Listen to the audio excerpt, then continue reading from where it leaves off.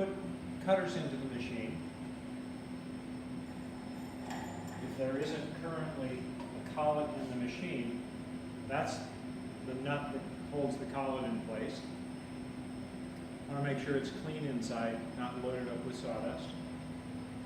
And the collets are in this drawer over here, 1/2 inch, 3/8, 1/4 inch, and 1/8 inch collets. And they will snap in and out of this holder when there's no tool in them. So that's now snapped into the holder. If you look at the holder inside, let's see if you can get a close look at this. The retaining ring right here is offset a little bit. You'll notice that there's more clearance on the top, the way I'm holding it on the top, than there is on the bottom. So when you're putting a collet in it, you can just push it in. When you're taking it out, if you try and tip the collet out this way, it won't come out. But if you tip it that way with the opening at the top side, you're tipping the collet away from there, it'll come out really easily.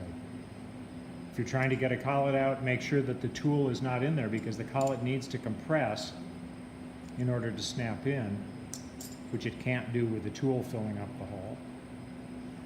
And click it in place, snap it away from the enlarged opening here to get it out.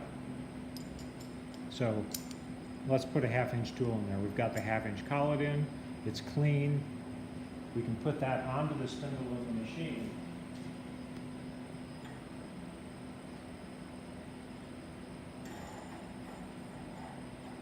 And don't tighten it up all the way.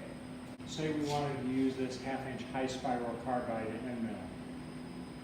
We want to make sure that we're putting it in the collet, not so far that we get into the relieved area on the shank, but so that it's fully in there. So I usually just hold on to it by that relieved area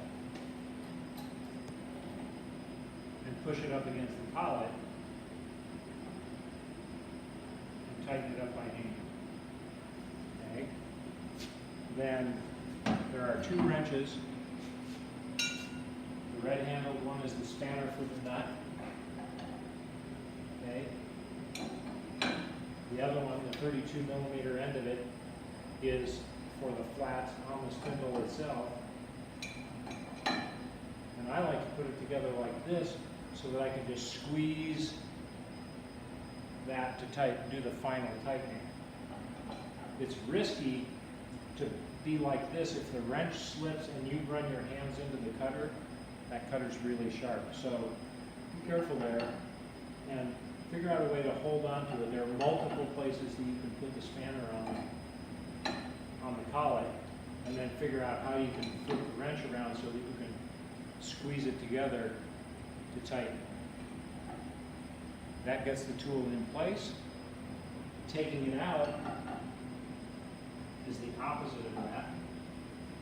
So I'm going to put this around like this so that I can squeeze this to loosen it.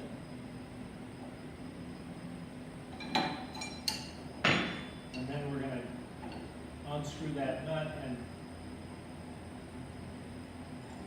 if it's been in for a while, it's liable to be stuck, so you'll have to actually use the wrench to unscrew it. And there's the tool coming back out of the collet. Again, if we wanted to change collet size, we'd have to take the tool out before we can get the collet out of the nut. There we go.